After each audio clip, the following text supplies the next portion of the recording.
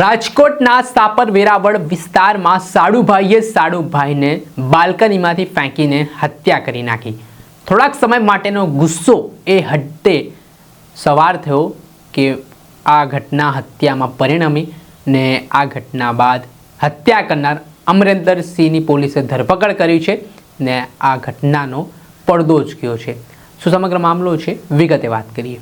વૈષ્ણવજન તો તેને કહીએ જે પીડ પરાઈ જાનાને રે।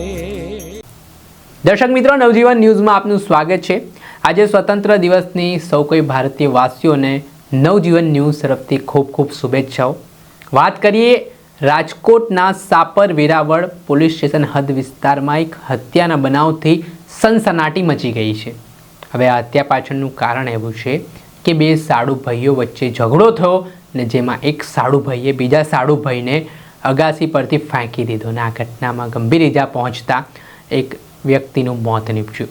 હવે આ ઘટના સમગ્ર રીતે વાત કરીએ તો અમરેન્દ્રસિંહનો પુત્ર તે અમરેન્દ્રસિંહ અવારનવાર પોતાના પુત્રને મારતો હતો।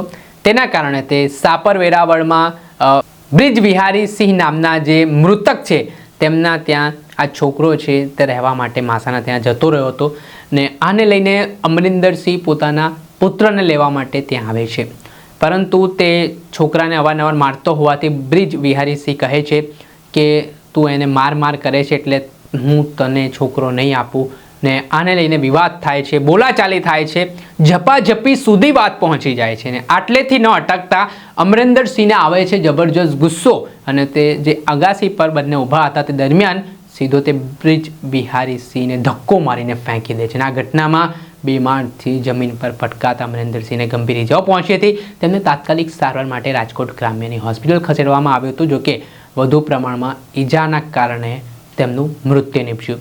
આ મામલે પહેલાં પોલીસે હત્યાના પ્રયાસનો ગુનો નોંધ્યો અને ટૂંકી સારવાર દરમિયાન જે મૃત્યુ નીપજ્યો તે બાબતે હત્યા અંગેનો ગુનો નોંધીને અમરેન્દ્રસિંહની પોલીસે ધરપકડ પણ કરી છે।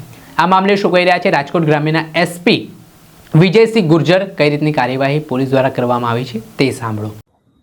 સાપર પોલીસ સ્ટેશન વિસ્તારમાં ઉર્જા ઇન્ડસ્ટ્રીયલ એરિયામાં જો મૂળ કુશીનગર ઉત્તર પ્રદેશના રહેવાસી છે એવા બે સાડો ભાઈઓ ત્યાં રહેતા હતા અને અહીં મજૂરી કામ કરતા હતા। પરિવાર સાથે એ બંને અહીંયા રહે છે અને 11 તારીખની રાત્રિમાં 10:30ની આજુબાજુમાં આમાં જે આરોપી છે અમરેન્દ્રસિંહ મહેન્દ્રસિંહ એ પોતાના છોકરાને ઘરે મારતો હતો તો છોકરો પોતાના માસાને ઘરે જતો રહ્યો।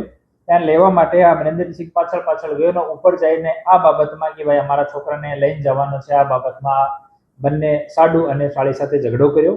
આ ઝઘડામાં ઝપાઝપી થઈ અને પોતાના સાડુ બ્રિજ બિહારી સિંહને હેસ્ટ ફ્લોરથી ઉપર ધક્કો મારી દીધો અને નીચે પડ્યા પછી આની જે સ્થિતિ હતી આ ગંભીર હતી અને તુરંત હોસ્પિટલમાં રેફર કરવામાં આવ્યા અને સાપર પોલીસ સ્ટેશનમાં અટેમ્પ્ટ ટુ મર્ડરનો ગુનો દાખલ કરવામાં આવ્યો।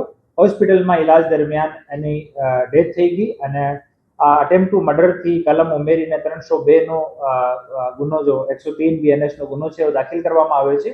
આરોપીની ધરપકડ કરવામાં આવી છે। ત્યાંના જેટલા પુરાવા છે એના માટે FSLની વિઝિટ કરાવવામાં આવી છે અને હાલ સાપર પોલીસ સ્ટેશનમાં તપાસ ચાલુ છે। આરોપીનો કોઈ ગુનાહિત ઇતિહાસ નથી અને પરિવારમાં જો મરણ જનાર છે એની વાઇફને પણ ઈજા થઈ છે તો એની ઈજા મુજબ આને કલમ BNS ની લગાડવામાં આવી છે।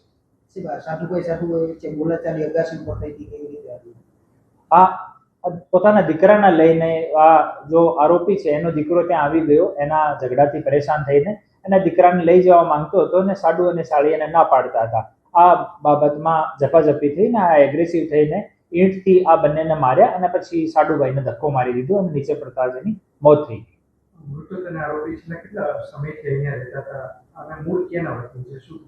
મૂળ એ કુશીનગર ઉત્તર પ્રદેશના વતની છે અને આને 5 વર્ષથી વધારાનો સમય અહીંયા થઈ ગયો હતો અને પરિવાર સાથે રહેતા હતા અને અહીંયા મજૂરી કામ કરતા હતા।